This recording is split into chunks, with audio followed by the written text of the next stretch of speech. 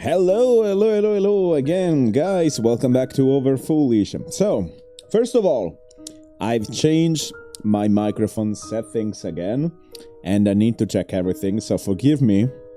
I'm gonna stop my music, and I'm gonna listen. Stop my music. Okay. And I'm gonna listen. Okay, the voice seems to be pretty nice on Kick. Let's check on Twitch. The voice seems to be pretty nice on Kick. Let's check on Twitch. It is a little bit different on Twitch, and I don't know why.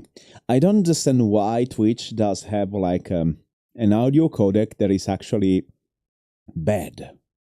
An audio codec that is actually... Yeah, it sounds like a little bit grainy. The audio seems a little bit grainy. But if you hear it from Kick... seems a little bit grainy. But if you hear it from Kick, it's perfect, as you can hear. But it's a strange... I don't know. It's just a little bit of Twitch. The only thing that I know is that I have to check the audio on Kick. But the microphone now seems to be really better. And... I think I will not touch anything anymore because I have reached my best performance with the microphone, or at least the best that I can search, because I'm not an audio technician, so I'm not really good at it. Okay, without further ado, stop the music. We're gonna start to read the beautiful game, DICENTRA. This beautiful game with a very beautiful story that we're gonna read today. Let me know about the volume. As usual, I'm gonna skip the scene, like that. Okay, let me check the volumes. Maybe the game volumes are a little bit too high. I'm gonna put them a little bit lower.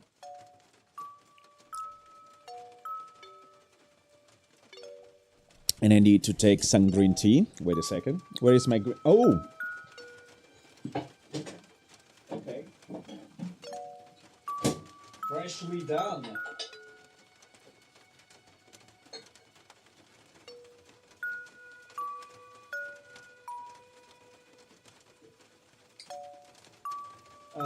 My god, without green tea, sorry, I am nothing.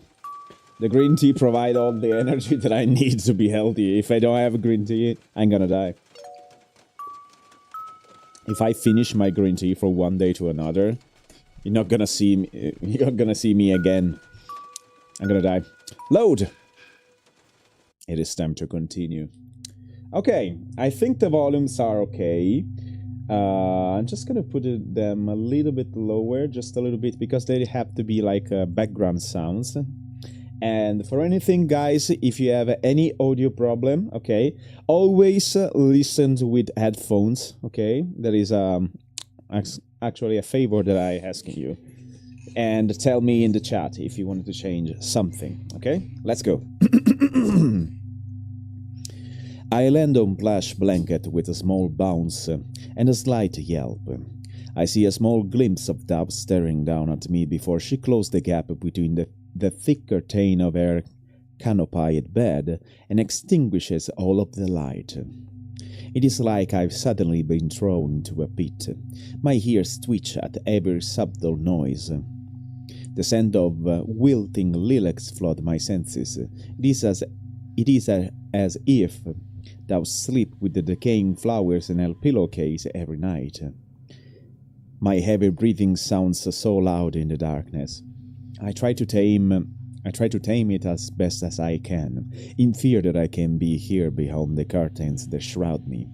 I hear Dove bare feet drag along the wooden floor, then a click, then a creak. Then heavy footsteps enter the room. I'm sorry if I read very bad, guys. I'm really trying, but in this day, I don't know why, I'm a little bit more tired than usual. Okay, so sometimes my dyslexia, or how do you call it in English, get worse. Okay, my bones nearly jump out of my skin from the sound of lightning that breaks through the quiet. Wasn't it clear just a moment ago? I swallowed hard. New noises start to appear out of nowhere. Wind howls outside so loud, it is like a ghost humming in unison, like outside the window crying to be let in. Those bed curtains begin to ripple, leveling slivers of red light. I can find Babel anywhere. My entire body tenses when footsteps land right in front of me. The curtains flicker again. Then all I can see is him. Oh, it's the witch. Oh my god, he's inside. Okay. You wouldn't happen to know where they are, wouldn't you? Dav's father stared down at her to the tips of his nose. His hands are crossed behind his back. Did you check the rooftop garden? Yes. The kitchen? Yes. Under the table, perhaps. Dav. Enough of your games. The witch closes his eyes and rubs the bridge of his nose. Find that bloody ghost or I'll find a replacement. Is that a threat? Yes, father. When he opens his eyes again, I see eyes catching on something I can see. The tension in the room suddenly rises. Wait. The blanket on the floor. Fear begins to claw its way up to my throat, threatening to spill out in a cry. The witch eyes drag upward to Dav, then to the walls. He begins to search around the room. I stop breathing. The sound of the storm becomes muffled for a moment, amplifying the sound of every creak and heartbeat inside the house. A noise in the darkness of Dav's beds make me completely still. It sounds like wood knocking together. And by the looks of it, I'm not the only one that's heard it. The witch stares directly into the dark between the curtains. My urgency to stay hidden isn't shared, it seems. Red eyes peer right at me. Every beat of my heart feels like an eternity passing by. Then he looks away. I think it's fair to consider myself the biggest fool of all time, considering where I've landed myself, but I'm not foolish enough to let out a breath of relief just yet. Right, just one more thing. The witch reaches into his pocket and pulls out a small black pouch with dots of silver on it. I asked the sister to craft a small gift for you. Oh, it seems to be a nice father. I see him place the pouch in Dav's tiny hand. Then I hear the clicking of a delicate metal. Thank you. The witch nods, then turns and makes his way out, finally disappearing from my view. Now go find Bubble for me. I have much to do. Oh my god, Bubble is gone. We're fucked. He cannot find Bubble, but Bubble is gone. We release it. Oh no. Dav's door slams closed. Whatever hides with me rattle again from the vibration of the door, and I take that as much my cue to launch to myself out from the canopy. I tumbled out from the dark curtains and slammed right into a pile of books, sending me to the dizzying heap on the floor. Once I hack in my body wanes, I shake my head to get my bearings back. Dav's rooms was already a mess, but now it looks like an hurricane has swept through it. Stacks of books have been showered around and knocked over. The furniture has been pulled away from the walls and left askew. Loose sheets of paper cover a huge section of the floor, leaving a little path of clear floorboard left to walk on. How on earth did I sleep while she made this mess? I finally look for Dav and find her standing by the window. Rain beats violently against the glass panes. The storm outside rages in full force, and the temperature in the manor has dropped significantly since yesterday. Oh my god, I love this weather so much. Dav holds something up close to her face that reflects the bright white of the lightning outside. A bracelet. Tiny charm hang from the thin silver chain. A rose, a sun, a moon, and a heart. Dav seems completely enamored by it in a way I've never seen before. Pretty. Oh, and of course my screen have to blink with this game, and I don't even know why. It must be because of the NVIDIA drivers. I stare, captured by the sight of the warm-colored, her pale cheeks and new brightest softens her eyes. My heart tightened. I've forgotten, or maybe I keep refusing to acknowledge it because I have to rely on her confidence so much, but Dove is just a child, just like me. She's unsettling and abrasive, yet when I see her like this, or when I see her getting excited over something, I want to look at her up close. Maybe to see whether I'm hallucinating or not. Or maybe because Dove burns like a star. Her face glows, a blinding light, and her hairs in the dark expand that curdles it. Before Dove, I've only ever known stars from far from within my reach. Dove moves away from the window to the desk beside her bed. She sets the back pouch down, then places the bracelet on it like a display. She seems to like it a lot. Does she not want to wear it? Her attention has already moved on from it, however. Now, what to do? Dove twirls around and faces me with her hands on her hip. There is no bubble to find. I perk up and my ears stand up straight, but there are no other ghosts to find. We are fucked so much. I think I wasn't supposed to release it. Once Dove gives the clear for us to move out of the room, the first thing I notice is how different the house has become once again. Like when I had first arrived, it's cold and threatening. All of Dove's effort to make the mansion more homely seems to have been undone, as though it were nothing but an illusion spell. Dust cakes the floor, spider claws on the webs in the dark corners, and the window casts red patches of light that do little to brighten its surroundings. I lead the way on caution paths, vaguely remembering the way to the study. When we finally get there, I realize that there is a problem. The study is now occupied. Uh-oh.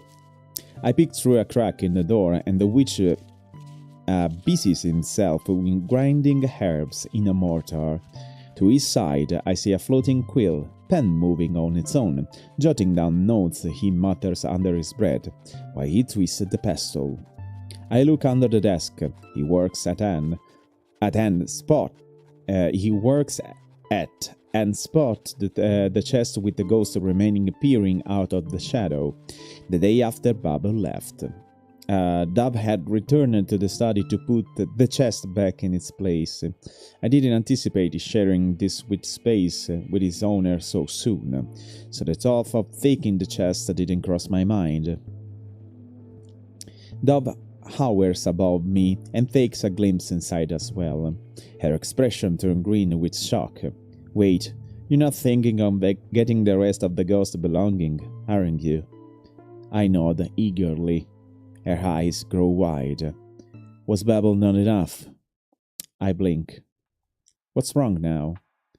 My brows pinch together. I shake my head and hear Dove's breath itch. I look back to the chest. We can't just stop at one. Out of the corner of my eye, I see Dove take a step back and twist my head to look at her again. Her hands clutch around the skirt on the nightgown. She looks at me, conflicted. Not knowing how else to convince her, I slowly walk towards her. Doves stiffen and I approach her. I pause right before her, and as she looks down at me in anticipation, I blink at her, then I brush my body against her leg. Dove gaps above me. I push again her and curl my tail around her ankles. Dove stands as still as the statue as I run my fur around her legs, causing her to stumble slightly from the force she didn't expect me to use. After I finish circling her, I look up at her with bright eyes in hopes that this time I can get her to put her faith in me. I do hope that you're not hearing the noises that come from outside, guys, because I don't know why, but tonight is pretty noisy outside. A lot of cars and motorcycles. Must be some kind of event, or I don't even know. People here are really monkeys, they're crazy. Dove peers down at me with a blush of her cheeks before closing her eyes and taking a deep breath. She then pushes past me and enters the study. Father, water is dripping from the ceiling of the library. What? Hells, did the books get wet? Hurried footsteps make their way to the door and I quickly scurry into the shadow to hide. The witch stomps out of the study with Duz hot on his heels.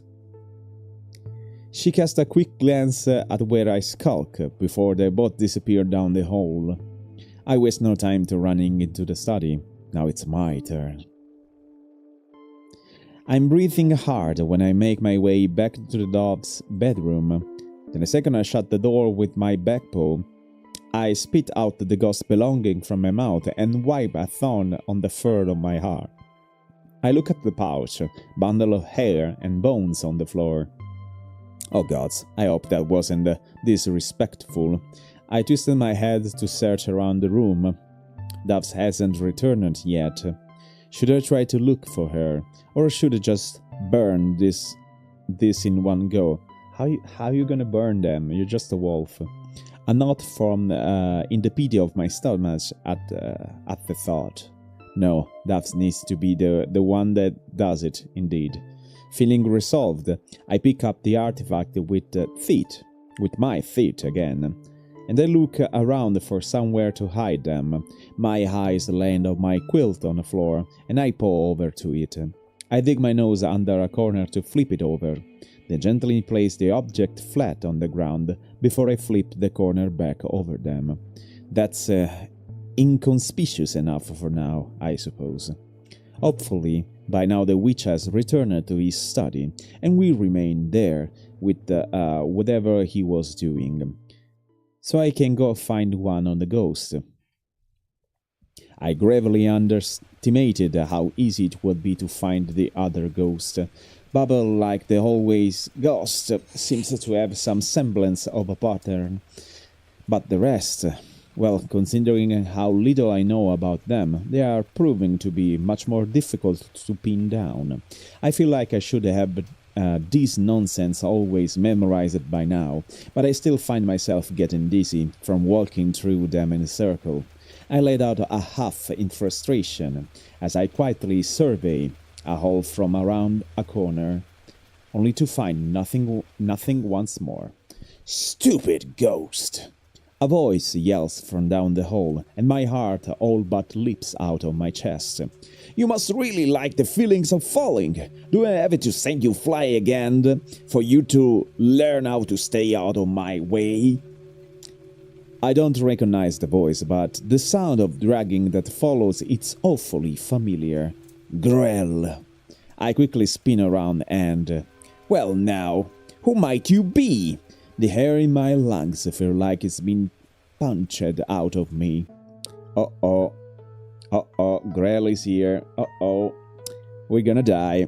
A figure stands before me and looks down at me like a cat that enjoys playing with its food before it eats it. His eyes are wide and his smug grin is feral. Does Dove have a brother? Yep, apparently, and he does have a red eye. Because this boy looks just like her.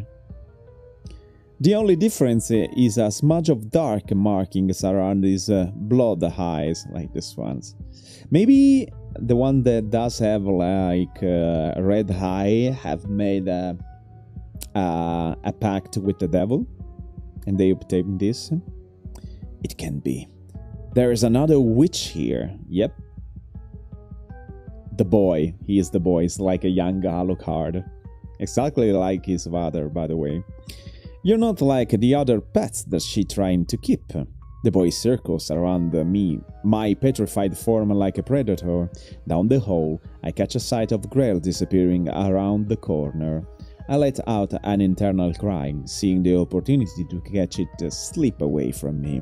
The child stepped in front of me once again, blocking the way. I am not a fan of intruders. He glances behind me, but fortunately for you, she is of a different opinion. My ears perk up, and the sound of feet slapping on the wood. A white gout takes over my vision as Dove skids to a stop in front of me, her wild hair fluffed like a delicate feather with the heavy breath she makes. "What are you doing?" The boy grins. He's not grinning. The boy grins and crosses his arm behind his back. "Oh, nothing. I was just..." The boy's eyes cut to me, hiding behind Dove's skirts. His gaze is sharp like a knife. Saying hello, now he's grinning. Dove's hands curl into fist. "Just hello?" The child chuckles. "Well, it's far too early to say goodbye, isn't it? It seems that we learned something quite interesting this time." I swallow. "We?" And the blood caps seems to be blooming well from the last one, so I have no need for this one. He narrows his eyes at me. "Yet." I can see Dove go rigid. The boy bends at the waist to see me better, but she steps in front of me to block his view. My, so protective of you, new little pet, aren't you? He leans back again and retreats a step. Very well, he's a special one, I suppose. The glint of his eyes make me feel completely exposed. I can't wait to see how long this one lasts. Indeed, this one lasts, so it means that he killed all our pets. And maybe the pets get to be the ghost, as I suppose the prior gameplay. Dove seems to take that as a sign of hightail it away from these boys, as she sweeps me off the ground and crushes me against her chest. "Stay away from him!" As Dove carries me away, I get my eye contact with the boy, who maintains a slight smirk and watches the distance grow between us. No need to tell me twice. Just before we round a corner, I see the boy suddenly stumble forward and break into a violent cough. Dove's pace falters for a moment, but she managed to speed up to get away faster. Dove has not spoken another word to me since we ran away from the boy in the hallway. Logically, that makes sense. I'm not human, after all, but that hasn't really stopped her for doing it anyways. I still have yet to wrap my mind over the encounter with someone new, someone who is a witch. I think some of Dove's stress is rubbing off on me. Dove has always been the most composed between us, so to see her acting so handsy had me incredibly on the edge, and think that worry has worried me even more. Dove sits where I now expect her to be most of the time, on the floor. I guess it shouldn't be surprising that the little side table she had previously repaired has fallen apart once again. Her solution to getting standing again is to shelter it with a thick glob of glue and wrap even more twine around it. This plan is not working as well as it did the first time. I can see Dove lose her patience with every new wrap around the broken wood with twine. I count every new impatience twirl Dove makes with the twine. 21, 22, 23. Oh, the twine ran out. Dove stares at the empty roll with a stunned expression. It feels anxious looking at her. Did she think it will go on forever? A shadow falls over her face. I brace myself. Dove shoots to her feet with her table in her hand, then smashes it into pieces on the floor. I narrowly avoid the splinters of wood flying towards me. Dove stands up, painting and staring at the mess she's created. That stupid old... The broken leg of the side table hangs loosely in the hand, but not for long. Why must I always have to fix everything by myself? Her finger wraps around it tightly. Then, without warning, she throws it at all her might at the wall covered in mirrors. I wince, and my ear flatten at the sound of glass shattering and screeching. Dove's hands fly to her ears to smooth the screams that come from the broken mirrors. She pinches her eyes together before opening them to throw a smoldering glare and reflective shards. "Quiet!" I never seen Dove lose her temper like this. Somehow, I can almost completely ignore whatever on earth had created that screaming, which had quickly died down after Dove's scolding, in favor of watching her pace a circle into the floor. The more time I spend with Dove, the more she gives me with a side of her I've never seen before. At this point, I could fill a room of portraits displaying all of her complexities.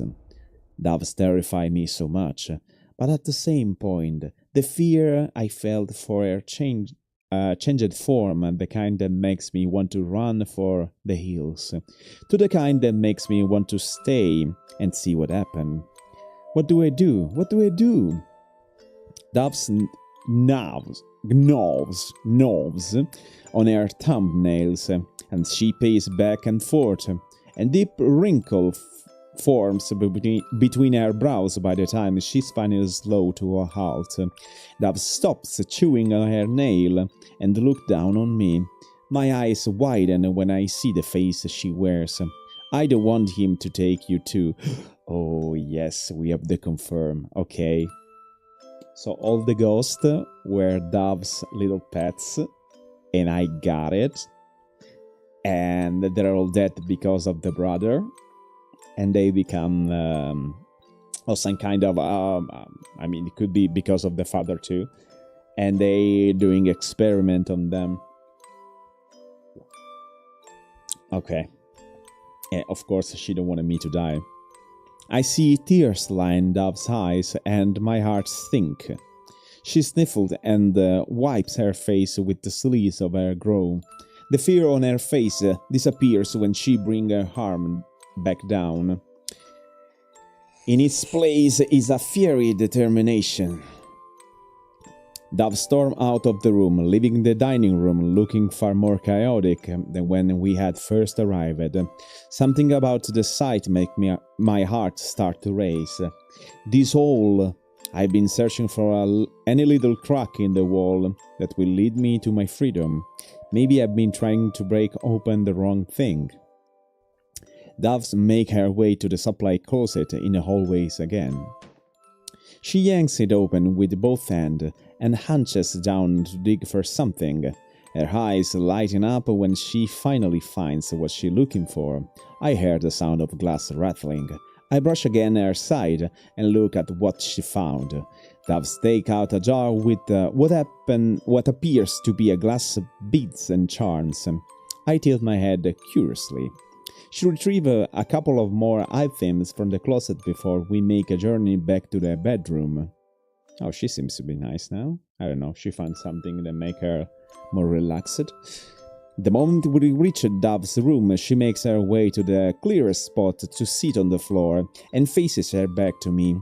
I startle when I feel a lump underneath my blanket as I settle into it. Alright, the ghost. I was so close to getting to Grell, but I think navigating the halls would be much more perilous with that strange boy roaming around. I don't know what his relationship with Dove is, but it's clear that they're related. And honestly, I can say I'm itching to learn more about it. The witch and the boy. All I need to know is that I should stay clear whatever they're near. I look to see what Dove is doing.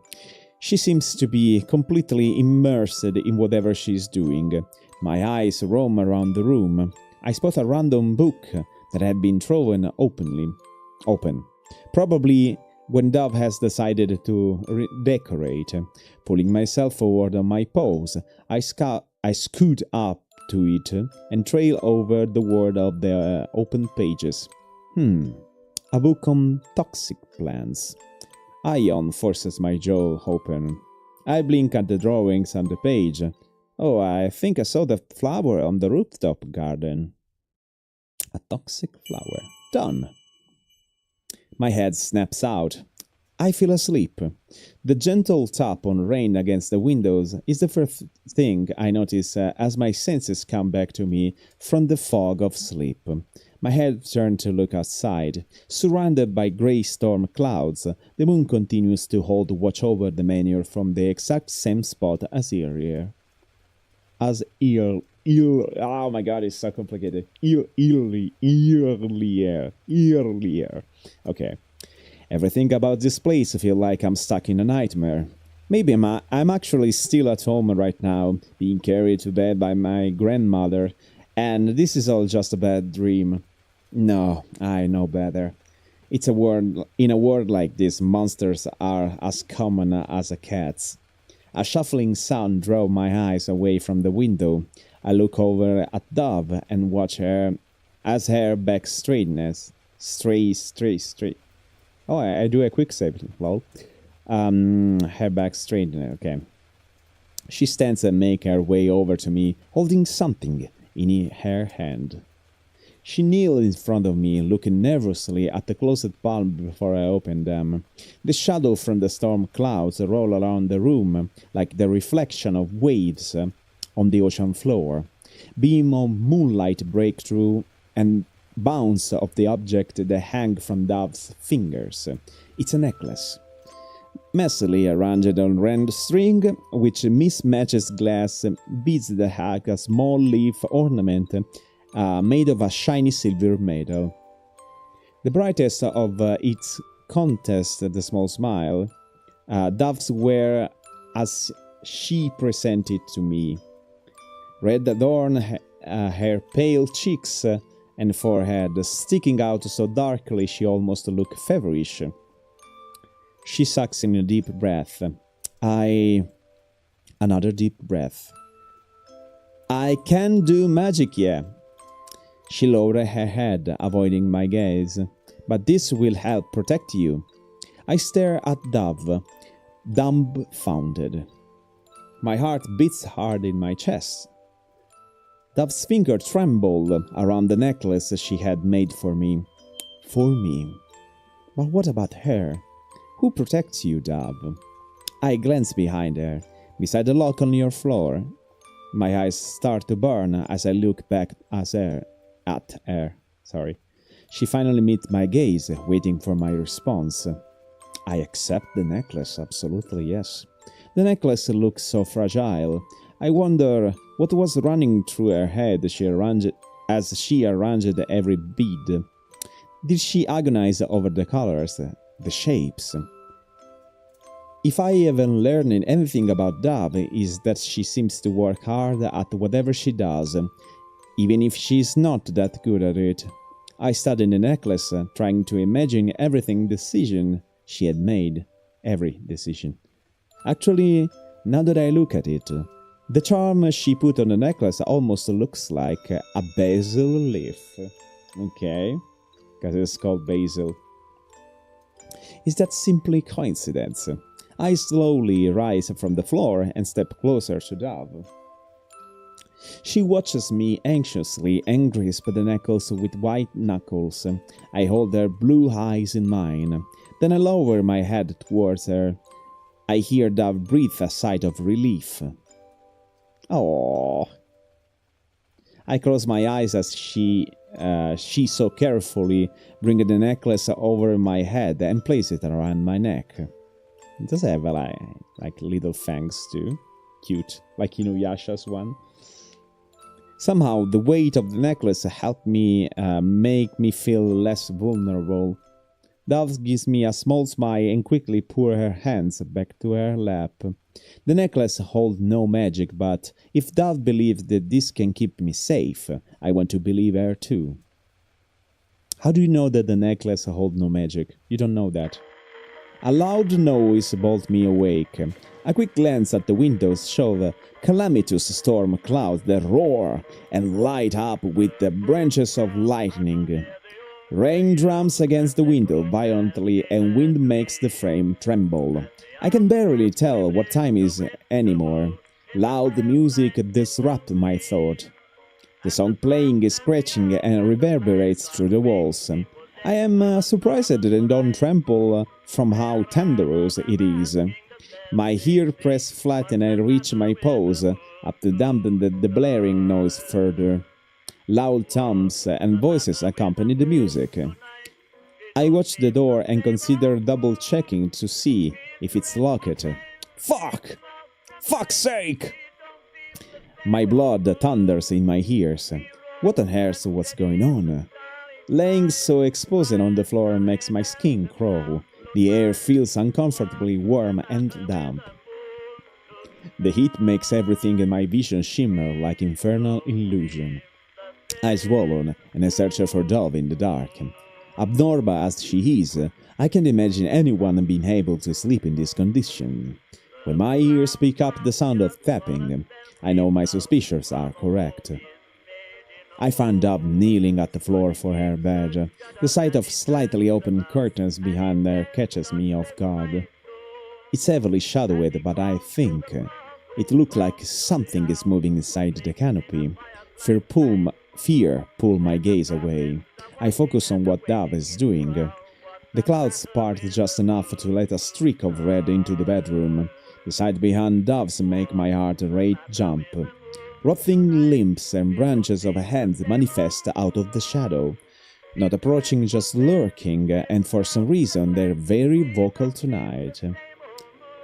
Gargling growls, strained groans, and the sound of grinds glass grow louder and louder, as if contending against the other noises and violate the quiet of the night. My paw taps around my blanket until I find a small lump. They're all gathered here. My eyes flick to Dove and widen when I see what she fiddles with. In Dove's hand is a cross, or at least something crudely shaped to look like one. And my screen is blinking again. It is like a chance to have a pause for me, from the reading. I'm unnerved by the sight of it. Doves tightly crossed together splintered wood with withes and strings. She ties the wood together so tightly that chunks break over lighted the floor. It looks like one of the crosses in the graveyard outside. The only question is, who is it intended for? The sound of the ghost have started to muffle the loud music. I notice Dove's stiff expression starts to melt into something slightly more serene. My paw moves off the lamp. Now is not a good time. My arms cross and I rest my head on them to watch Dove's work. I don't think I will be able to go back to sleep. What happened? What was that? I can't tell how much time has passed. The light of the moon shining into Dove's room has become our daylight as much as our moonlight. Whatever is truly day or night is impossible for me to tell. A couple of candles light up the room. I suppose all there is left to do is convince our brains that it is time to be awake. Dove sits at the window, completely focused on watching the trees, like she's searching for something. She had the window open and allowing a cool breeze to blow down. Still, I don't understand why the dog doesn't try to, to go down the window since they opened the window. When she noticed me watching her, she pulled the window close and stands. Ready to start the day? No. But I can sleep to get away from the nightmare. I have grown even more conscious of each second that passed ever since the witch and the boy have appeared.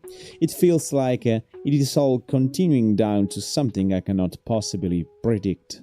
To waste time sitting around doing nothing feels like a death sentence. I stand, perked, and ready to go.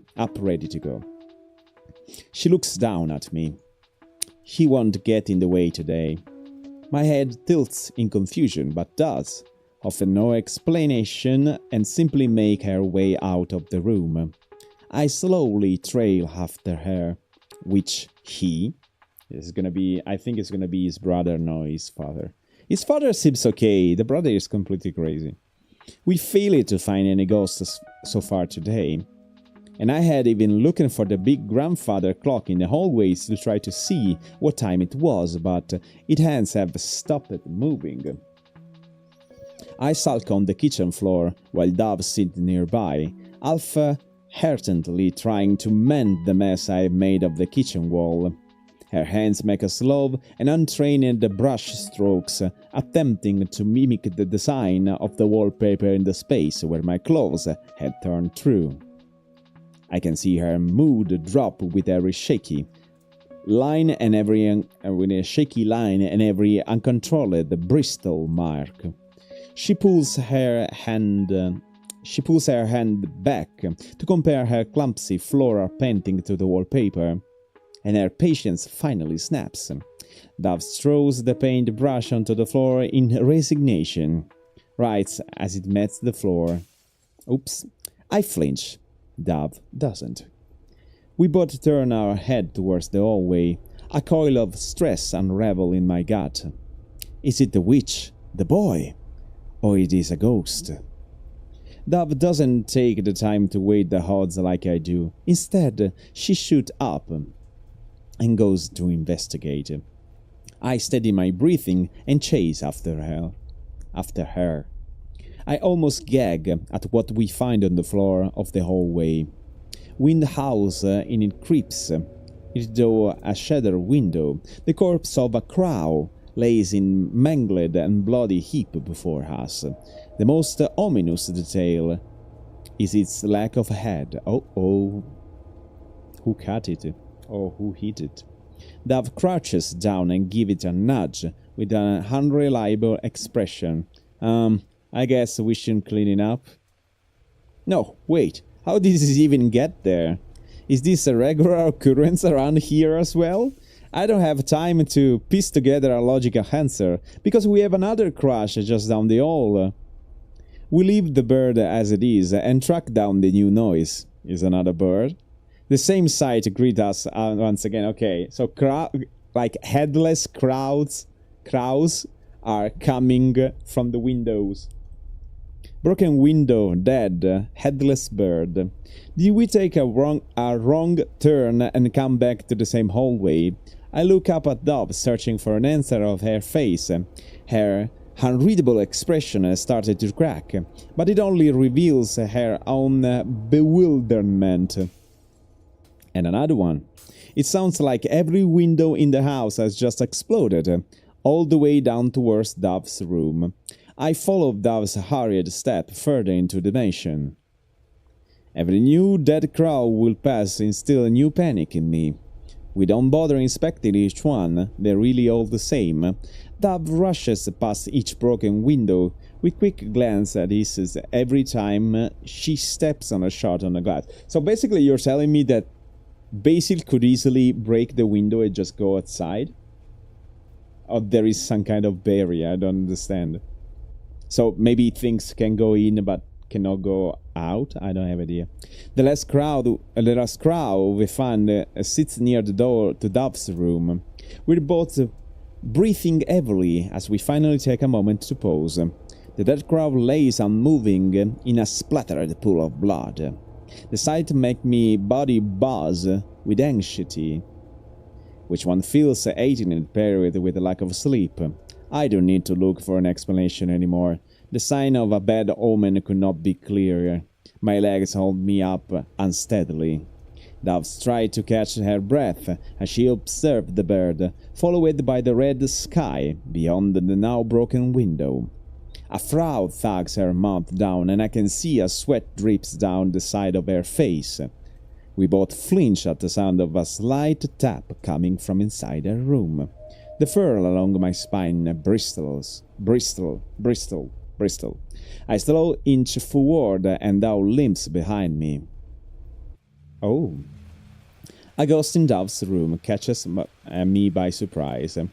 I hear Dove's breathing hinge when she spots it. by her window. It breaks, taps against the glass. Then the window creaks open. Oh god, Dove didn't lock it earlier. It watching horror as Grell limbs start to crawl up the seat of the window. No! Dove burst forward with her hands outstretched, but she stopped just short of touching the ghost. Her hands tremble with hesitation. I can barely breathe. Grell twisted his head, as if to look to Dove one last time, before it finally threw itself out of the window. Oh, so you can actually go outside. Dove breaks out of her daze and surges ahead again, but she's too late. Her finger barely even reached the whip's strings that protrude from Grell's long arm, and it disappeared in the ground below. She stumbled hard onto the window seat, bruising her knees. The sickly sound of crunching bones and splattering flesh reaching our ears. Okay, so he suicide basically. The ghost suicide. He was a ghost. Okay. Dove grasps sharply. My eyes are wide and I feel bile start to rise from my stomach. I approach the window with my heart, threatening to explore out of my chest. Dove lifts herself and peer out the window. Her body goes stiff with dread. I let out a shuddering breath, then joy her to the bench. On the bench. When I look down, my stomach clenches. Grell makes broken wheezes where it lays. Its limbs are twisted, and its carnage paints the grass, from where its head has scratched against the hard hurt. I stare frozen with morbid curiosity as its legs twitch in an effort to get up again. Can die if you're already dead. Indeed, he's a ghost. But you can suffer. Dove stumbled back into the window, no longer able to digest the sight of Grell's state of agony. Her feet tangle in my blanket and she falls backward onto her rear. She whimpers from the hack of blink watery eyes at something.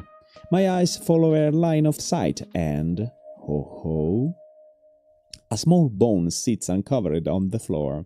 The tag attached to it with Grell's name written on quivers from the wind coming in through the window.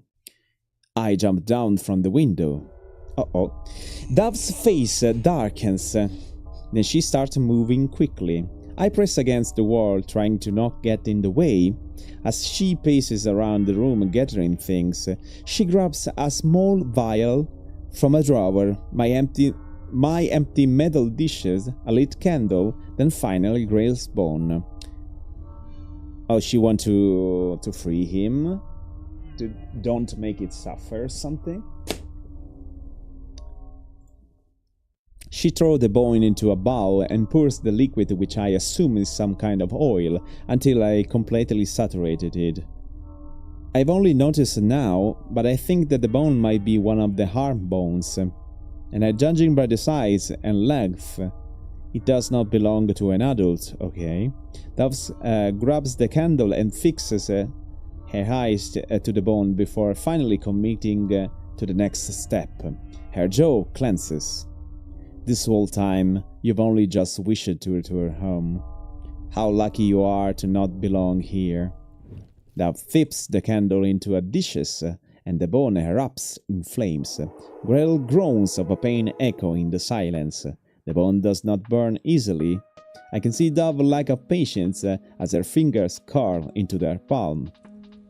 In the fire, I can see the small bone fractured and hear it pop from the heat. The white bone chars into grey, then black. Its texture flakes and sizzle. Dove decides she's waited long enough. Without hesitation, she slams the other metal bowl over the flame and smothers it. Okay. When she's confident the fire has been put out, she lifts the lid. Smoke billows from the bowl, causing Dove to weaver her hands and cough. The smoke escapes out the window. She takes on the look the burned bone before she dumps the crumbling remains on the floor. Dove takes a deep breath. Then she starts smashing the bones with the flat bottom of the bowl. My throat tightens and my hair fall from the sounds of Dove crushing the bone. She grips the bowl with both hands, raises her arm, then brings it down again and again. The loud clanging makes me cringe back. I hear something that resembles a ring of wind chime, but Dove does not stop. Okay, so Grell is free too. I only watch in terror as Dove continue as beastly display. She only stops when her arm has finally turned numb, and the bowl slips out of the fingers. Wind moves the ashes and the floor in a spiral. Dove pants heavily. Her eyes are completely dull. Okay, so she basically fled Grail too, so this is gonna be another problem for our father, because he's doing like experiment of the ghost, but we are freeing the ghost, so we're gonna have problem. Or troubles, if you prefer. This is gonna be a problem, but guys, we have done 1 hour of reading, and I'm starting to be a little bit, as you can hear, a little bit imprecise and tired. So for today we have done enough. As usual, if you like the game, you can come through the chat, you know, you can keep me company, it's perfectly okay. So thank you for coming, thank you for keeping company. We see each other tomorrow with other lives, and for the rest, follow my socials on Twitch and on Kick. You have on the info all the social that you need. And for the rest, I wish for you the better continuation of your day, and have a great one. See you next time, and good night.